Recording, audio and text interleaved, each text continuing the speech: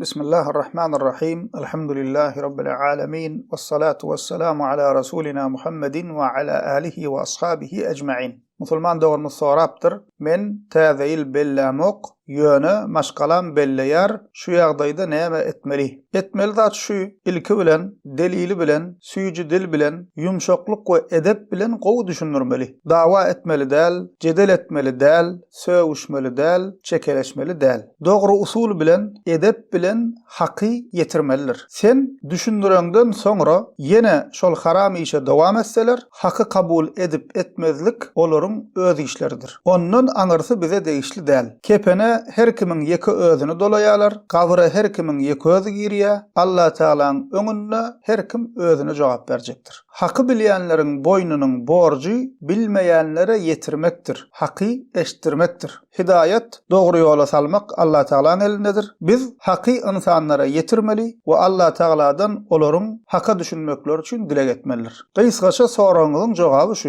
Buňa goşmaça öňem bu barada aýtdyk, ýene ýatlatmakda peýda bar. Täzeil bolsun ýa-da gaýry dinlilerden gelen başga bayramlar bolsun, İslamda gaýry dinlilerden gelen bayramlar bellemek, şol gün münasibetli birek-bire gutlamak, şol gün münasibetli saçak ýazmak, öýler bezemek, arça bezemek we şol günleri beýleki günlerden aýry tutmak İslamda alimlarymyzyň bir ağızdan kabul etme bilen haramdır. Biz musulmanlaryň ýyllyk iki sany ulu bayramy bar. Qurban bayramy we Ramazan bayramy. Hepdelik kiçi bayramymyz bolsa Juma günüdür. Biz musulmanlar öz bayramlarymyza ähmiýet bermeli. Saçak ýaz, täze eşik al, çağalaryňa sowgat ber. Garaz musulmanlar öz bayramlaryna ähmiýet bermelidir. Bu mesele barada aýry derslerde Qur'an-ı Kerimden we sahih hadislerden delili bilen, sahabalaryň sözleri bilen, ähli sünnet alimlarymyzyň fetwalary bilen jik-majik düşünürdik. Delili bilen bilmek isleýänler,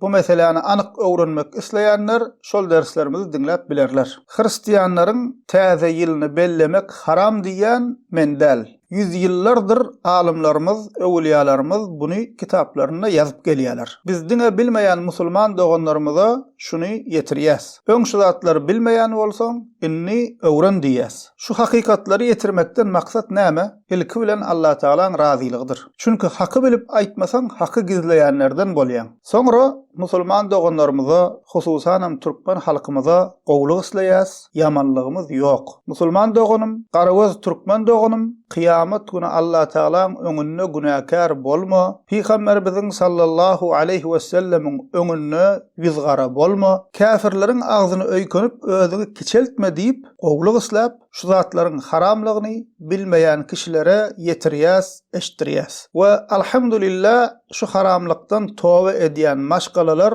gün-günden köpelip dur. Elhamdülillahi Rabbil alemin.